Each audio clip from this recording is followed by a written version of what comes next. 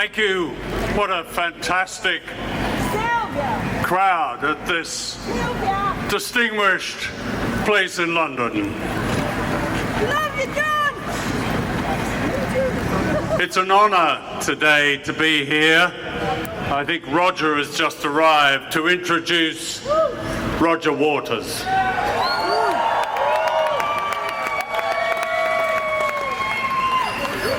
As well as making brilliant music, Roger has been speaking out for the rights of men and women for many years, and I thank him warmly for initiating this extraordinary event to celebrate and defend Julian Assange. Roger regards Julian as a hero, and so do I. And it'll be a pleasure to introduce Julian's brother, Gabriel, who is here from Melbourne. Gabriel went with me recently to visit Julian in Belmarsh prison and was deeply moved by the treatment of his brother. Behind us here, of course, is the Home Office, the polite name for Britain's Interior Ministry. The behaviour of the British government towards Julian Assange is a disgrace. A profanity on the very notion of human rights. A crime! It's no exaggeration to say that the treatment and persecution of Julian Assange is the way dictatorships treat a political prisoner. There is one reason for this.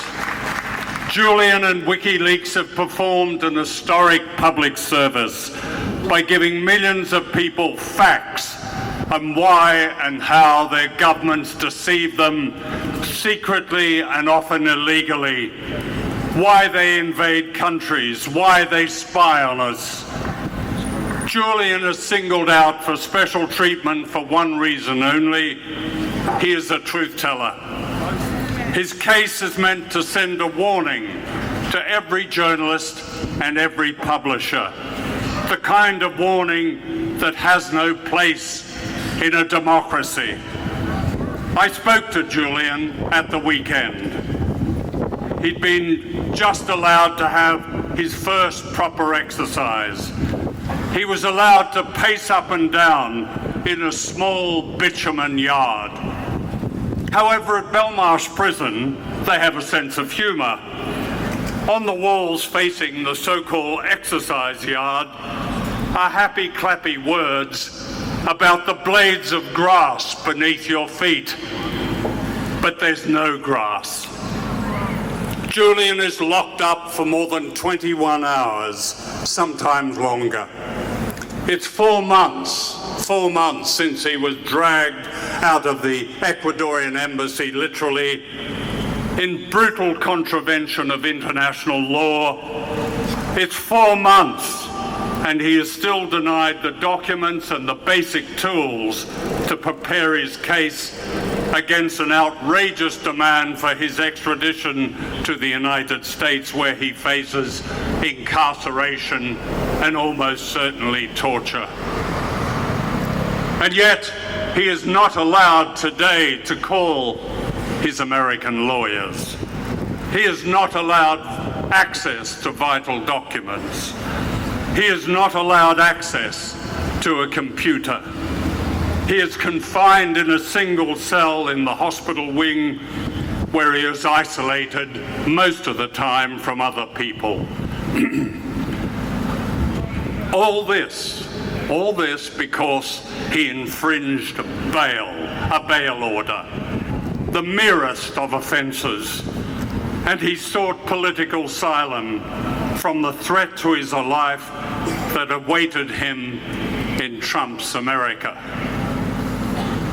When I asked Julian what he'd like me to say today, he was adamant. Say it's not just me. It's much wider. It's all of us. It's all journalists and all publishers who do their job who are in danger. In other words, the danger Julian Assange faces can easily spread to the present and past editors of The Guardian, The New York Times, Der Spiegel, El País in Spain, the Sydney Morning Herald, and many other newspapers and media outlets around the world that publish the Wikileaks revelations about the lies and crimes of our governments. Never before in my career as a journalist have I known such an attack on our most basic freedom to publish and to know. The message is loud and clear. Be careful, or you too will end up in an American hellhole. Journalism is not a crime in the United States, not yet. But if Julian is extradited and convicted, it will become a crime. Journalism that does its job and tells people what governments do behind their backs in their name. Julian is not an American. He is an Australian citizen. Wikileaks, which he founded, is not a US-based publication. But the meaning of his extradition could not be clearer. No matter who you are or where you are, if you expose the crimes of government, you will be hunted down, kidnapped, and sent to the US as a spy. 17 out of the 18 charges that Julian faces in America relate to the routine work of an investigative journalist, which is protected under the First Amendment of the US Constitution. The 18th charge about hacking doesn't even relate to him, and even the prosecution over there say that. The whole thing is a sham. The US prosecutors know it's a sham. A federal judge recently declared effectively it's a sham. The British government know it's a sham. The Australian government knows it's a sham. That's why Julian is locked up more than 21 hours a day in a maximum security prison and treated worse than a murderer. Why is that? Why is he not protected by international law, as the United Nations Working Party has demanded? He is to be made an example, that's why. What happens to Julian Assange and to Chelsea Manning is meant to intimidate us, to frighten us into silence. And the moment that we fall silent, it's over. By defending Julian Assange, we defend our most sacred rights. Speak up now, or wake up one morning to the silence of a new kind of tyranny. The choice is ours. Thank you.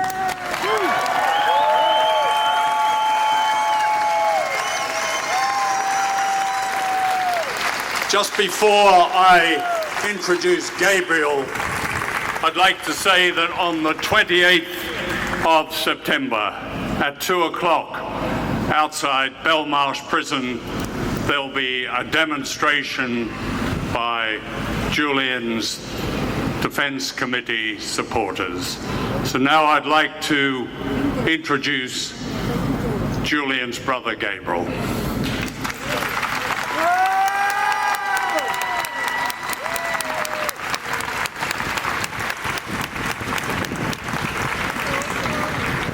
Hello, I'm Gabriel Shipton, Julian's brother. Last month, I went to visit my brother Julian in Belmarsh Prison. It had been a year since I had seen him last. I hugged him and he told me this place he was in was hell. I instantly understood what he meant. A yellow inmate's armband wound tightly around his arm exposed how emaciated he had become underneath his baggy prison clothes. In his eyes and voice were the signs that this hell was working its hardest at crushing any hope he had left. This visit we didn't laugh. There was nothing to laugh about. I held back tears as I realised this could be one of the last times I see him. Afterwards, my daughter wanted to know why her uncle was locked up. Has he done something bad, Dad? She asked. I struggled to explain in a way a 5-year-old could understand. As Julian's brother, and on behalf of his children, other brothers and sisters, nieces and nephews, mother and father, I call on the UK Home Secretary to block extradition to the USA. Thank you.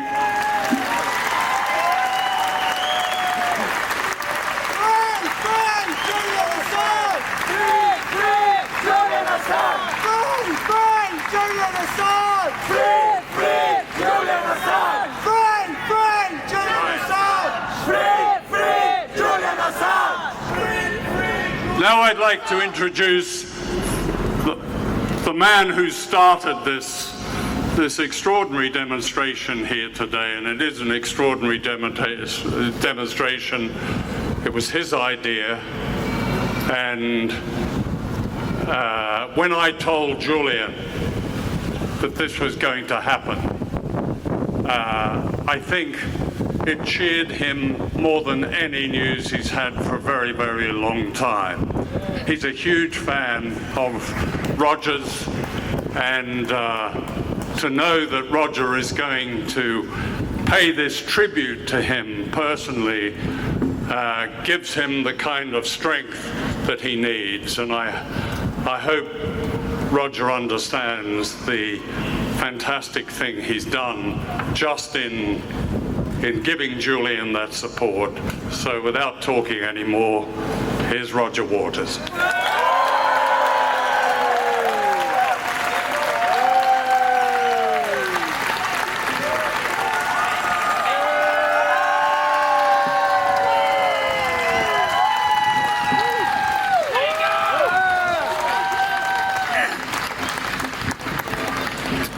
Wow.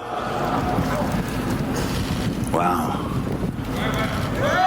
Wow.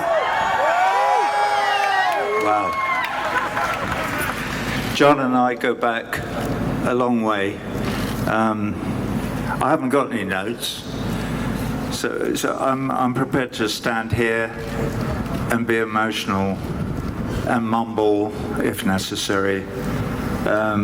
Because to see all you people here today is deeply, deeply moving. Julian Assange is locked up for 23 hours a day, and when John was talking about it just now, I was thinking that what I need to help to persuade people is that we as individuals need to be able to put ourselves in the position of somebody who is in solitary confinement. I've been to one or two events like this, except they weren't a lot of people like this is. There was Andy Worthington and his dog listening to me when I was demonstrating for the release of Shaka Alma from Guantanamo a few years ago. Thank goodness he was eventually released and is now back with his family. Where was I? How do we put ourselves in the position of a Julian Assange in solitary confinement, or with that kid in Syria or Palestine or Rohingya being blown to bits by these people in this building here? How do we put ourselves in the position of the parents of that child who will spend the rest of his life on crutches or however? It's called empathy, and it is the most valuable thing that any human being can possess in their lives. And the reason that it's so valuable to all of you here, me, John, everybody involved in any of these movements, is because it brings us joy. It is what brings joy to our lives to be able to empathize not just with Julian Assange or the dead kid in Palestine, but with all our brothers and sisters all over the world when we acknowledge that we are brothers and sisters and that we all have a responsibility one to another. All right.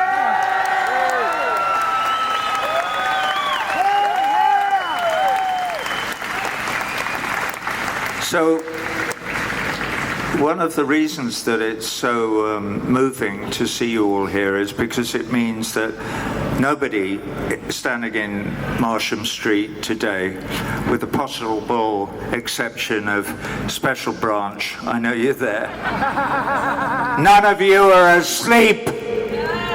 You are awake. You understand your predicament and the predicament of the other 65 million people who live in Great Britain. Well, no, it was never great. It was a lot better than it is now.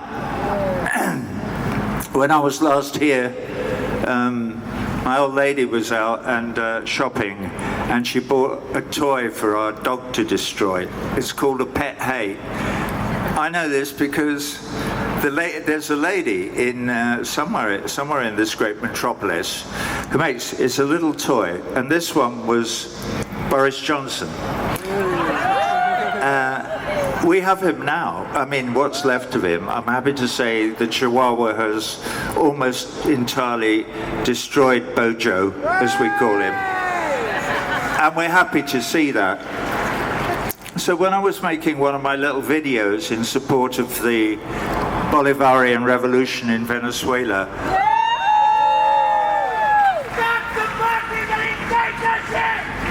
there's a chap there with a bad throat. Somebody give him a Strepsil. Anyway, I made a reference to Donald Trump. Well, the Bojo pet hate looks a bit like Trump. It's got that weird, funny hair and everything that they share. The lady said, "I'm just making a Trump. Would you like one?" And I said, "Yes, please." She sent it as an email to me. So we now have two. And she's one woman working on her own, and these are her only two pet hates so far. Let's turn it into one of the greatest corporations in the world. Pet hates! The first two are Bojo and Trump. Anyway, I digress. What else do I have to say? John Pilger and I go back to 1985 when I worked with him and with a lovely man called David Munro, who was a filmmaker, and they had made a documentary film in 1985 or before called The Four Horsemen of the Apocalypse, or just The Four Horsemen. And it was based on the idea, and I to this day remember a line from the film because I used it in a show I did called Radio Chaos, and the show was, "We are fueling wars." And we are. And this is what Julian understood. I.e., because we want to make money, I know you all know this. I'm really talking to some of the people asleep at home. Oi, wake up! You all know this, but we make weapons in order to make money. Not for us, but for them. And in order to sell the weapons, we need to encourage people to kill one another and to be fighting. Well, as we all know now, in the desperate predicament that this tiny, fragile planet is in, we are going to have to learn to act collectively. I know this is boring, but it's fucking true. So we're going to have to learn to act collectively to express our love for one another. And in consequence, hopefully, the planet will survive for another 100 or 200 or 300 or 1,000 or 10,000 years. And our children and grandchildren can experience some measure of the joy that is to be found in the love of one another. And that's all I have to say.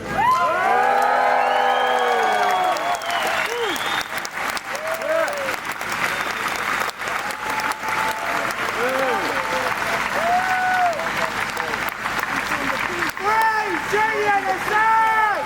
Free Julian Assange! Free Julian Assange! Free Julian Assange! Free Julian Assange! Free Julian Assange! Free Julian Assange! Good man. Thank you. Head on the wall! Which one's pink? We're going to sing a song in a minute. But before we do, since we're here and it's not pissing with rain, where are we going to go next? I don't know. I've got very little to do. I'm going to tell you a story because I love it. All right, here it goes. No more preamble. I had a friend who was a junior minister in the Thatcher government, and one of his jobs was to go and meet dignitaries at Heathrow Airport. And one day, this is his story, by the way. You'd know him if I mentioned his name, but I won't because... Anyway, President Gorbachev was going to pass through London refueling his plane. So this young chap had to go with a bunch of other young guys from the Foreign Office and the Civil Service to bow and scrape in their morning suits. Anyway, Gorbachev lands and all these Russian troops and blah, blah, blah. And he's only there for 20 minutes and they're in a little room. He's there with an aide, and these chaps are all standing around in their shiny brogues and their pinstripes and their morning coats or whatever. I say, jolly good, this should be jolly interesting. And Gorbachev just stands there and looks at him like he did. And eventually he leans over to his aide and he goes,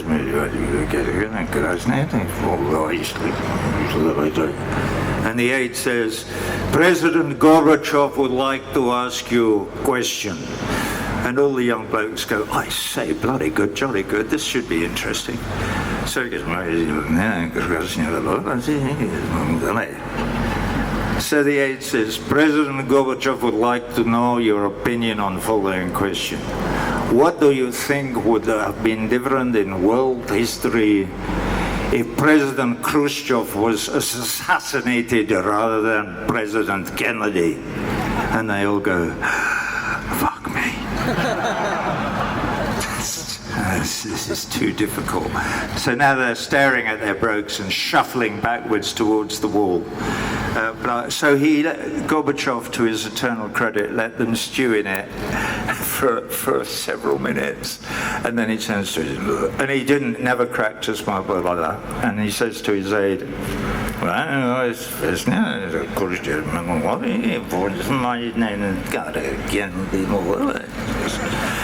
the aide says, President Gorbachev believes it unlikely that Mrs. Kennedy that Mr. Onassis would have married Mrs. Khrushchev. I fucked it up, but I kind of like that story. And so I may be going to see the great man at the beginning of November because he's getting very old now, and we owe him, President Gorbachev, late of the USSR, an enormous debt of gratitude for understanding some of the things that we're sharing here together in this meeting outside our dilapidated, miscreant Home Office. All right, I will shut up now and we'll sing the song. I'd like you to welcome to the stage a very old friend of mine, Andy Fairweather-Lowe.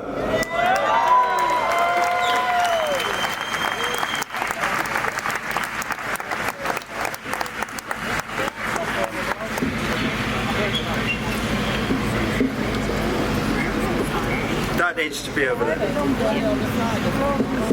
We're a bit further over. Put the whole thing. That's all right. That's fine. That's lovely. Yeah, there, just leave it like that. It'll be fine. It's only rock and roll.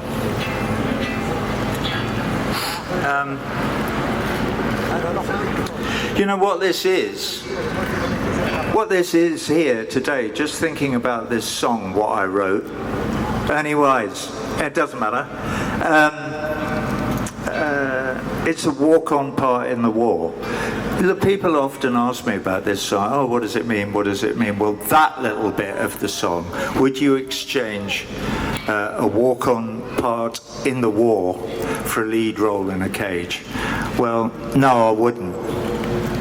This is my walk-on part in this war, and I would much prefer to be here with all of you who are also making a walk-on part in the war rather than accepting a lead role in a cage.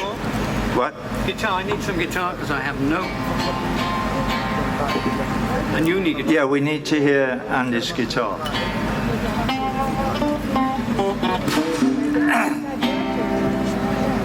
Well, might be just better to strum. The first time I played an acoustic guitar in public in front of an audience that hadn't bought tickets was at my kids', one of my kids' schools.